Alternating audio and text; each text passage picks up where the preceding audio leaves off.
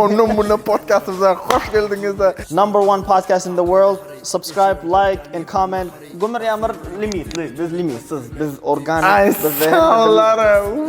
Hem dilin. Men ne etsem näme? Asıl özüne stroykalarıma geçsem näme? Ya Atay biraz gelmişsin hali sıptırdın. Sen çarjıva girdin, Kirka'ya gidelim de bu taraf aynen. Sen bana yan şatır diyecek oldun mu? Oo. Ma qarada neme diye. Men qarada, sen qaradıydı. Yaman bir xeyli boldu men. Bärde senin reklamana boluplardy. İslenmapsınız. Ondan bundan podcastımızda reklama koyuplar. Şimdi arkayın. Samsung ısı mı dedin de elim bilen tuttum.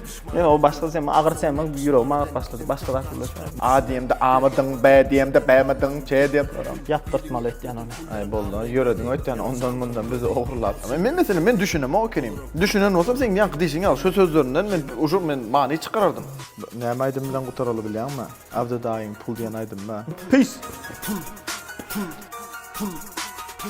Seni senden çıkaran önünde her kimden fark etmez bayıp kara.